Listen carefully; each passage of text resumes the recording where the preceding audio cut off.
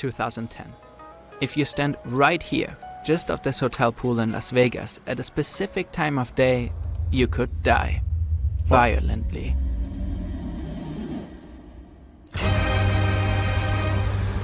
What? Same goes for this spot right here on East Cheap in London. Cause of death, these two buildings respectively. Well, technically the sun reflecting off of the windows of these two buildings respectively. And to add to this truly odd phenomenon, it all traces back to one very stubborn man.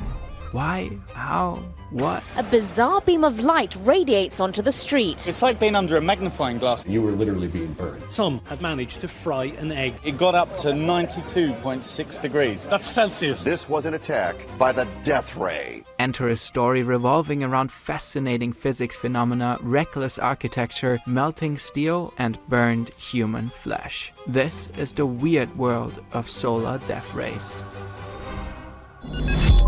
This is a weird topic. This is Bill Pintus, a lawyer from Chicago who enjoys spending time in Las Jet fuel doesn't melt steel beams. Oh, God.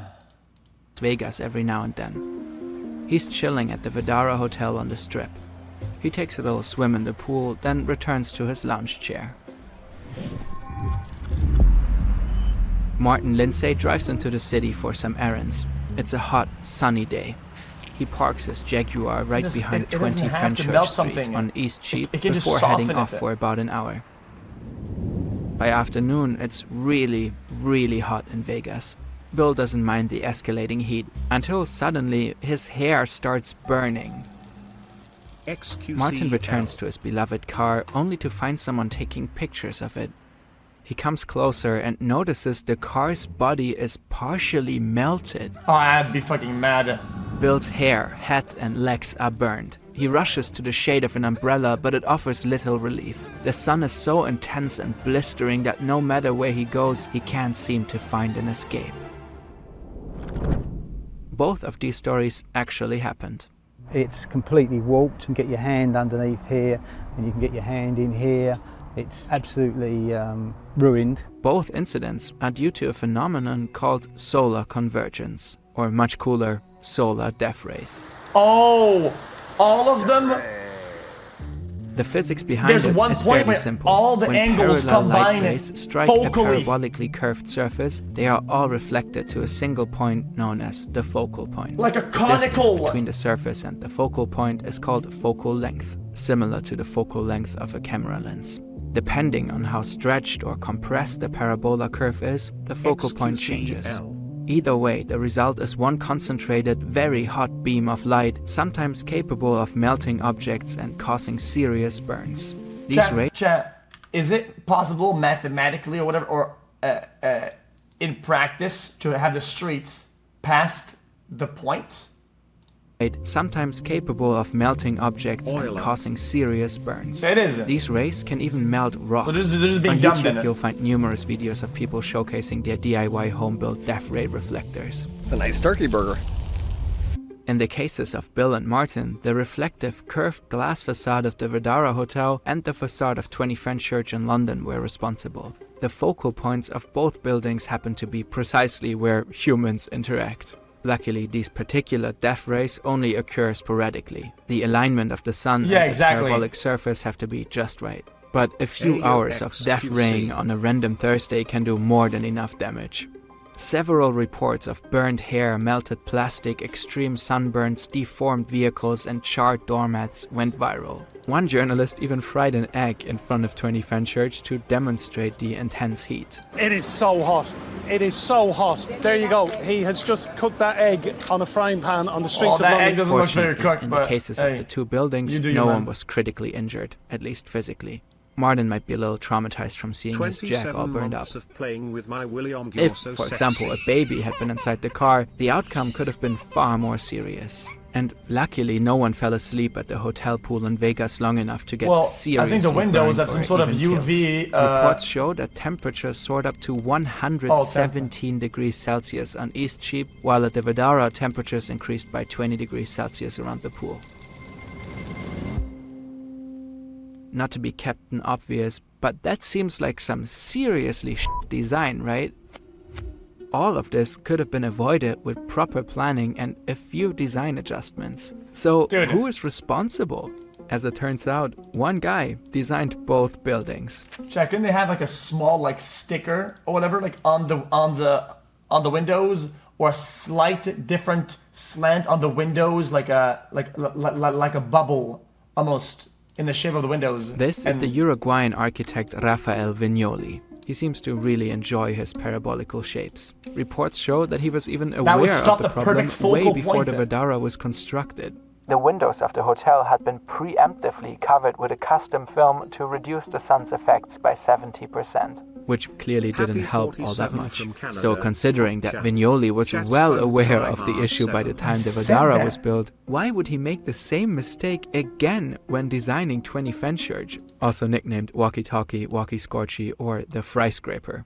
Gotta love British media. It is ridiculous. You don't need to go on holiday, basically. I'm going to Croatia in a couple of weeks. I think I might just pitch a tent down here and actually sunbathe here. It's really good. In 2013, Vignoli gave The Guardian a legendary interview in which he explained himself. That was a completely different problem, said Vignoli, insisting he was following a master plan that specified arc-shaped towers. We pointed out that would be an issue too, but who cares if you fry somebody in Las Vegas, right? Regarding the Walkie Scorchy, he said, I knew this was going to happen, but there was a lack of tools or software that could be used to analyze the problem accurately. Actually, there were many tools available to architects to avoid solar convergence issues at the time, but somehow he didn't stop talking at this point during the interview and just went on. When it was spotted on a second design iteration, we judged the temperature was going to be about 36 degrees, but it's turned out to be more like 70. Guys, we couldn't really calculate whether the door on this plane was gonna hold or not, so we just fucking sent it, hoping that whatever happens, lol. Degrees. They're calling it the death ray, because if you go there, you might die. It is phenomenal, this thing. The Boeing method. Phenomenal is kind of an odd choice of words when describing that a thing you made could burn people to death, but naturally, Vignoli wasn't done here. When I first came to London years ago, it wasn't like this. Now you have all these sunny days, so you should blame this thing on global warming too, right? So many hot takes in such a short interview. What? Rafael Vignoli passed away in 2023, leaving some unresolved questions about his designs. 20 Fenchurch was awarded the title of the worst building in the UK in 2015. If you Google solar convergence today, a planning advice document on the matter by the City of London is the top result. The problematic side of the walkie-talkie was outfitted with the building just looks shitty. Special sunblinds in 2014. Why does London is so in love with shit buildings? While a brise-soleil was added to the remaining glass facade.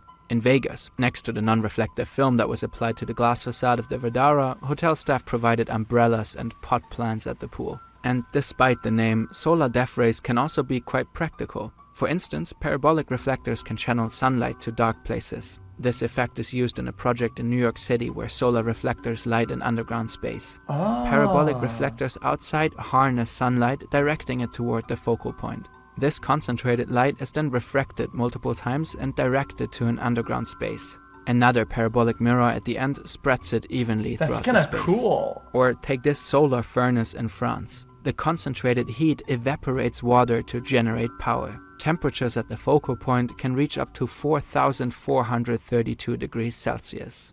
Vignoli would be proud. When designing buildings, a strong foundation in physics and math is clearly essential. Brilliant is an excellent platform to learn about these subjects and empower you to understand the world intuitively. That was actually funny. Their lessons are in chat, he doesn't have to make jokes ever. That was actually a good one. Then refracted multiple reach up to 4 evaporates water to generate power. Temperatures at the focal point can reach up to 4,432 degrees Celsius. Vignoli would be proud. Holy. When designing buildings in the evening. No, I don't think I'm watching this, but hey, listen. Even if he doesn't win this. Because I want to watch some Top Rocket League, man. I can't believe it. Explain it? Guys, what do you mean explain it? We just watched a video. The temperatures could reach 90 with his building design, right? But that was like a problem, so it's a negative thing, it reaches 90. So at the end, there's another building that intentionally goes to 4,000, and he says, oh, the architect of the other building would be proud, like ironically, because the point isn't to go high, but this goes very high. He would be proud. You get it? It's like sarcasm. It's irony, but it's funny because you don't want to xQcl. burn people, but that would burn them really badly because it's 4,000. Okay, I mean, you can ask me that. What would you guys ask me to explain if you're not make fun of me for explaining?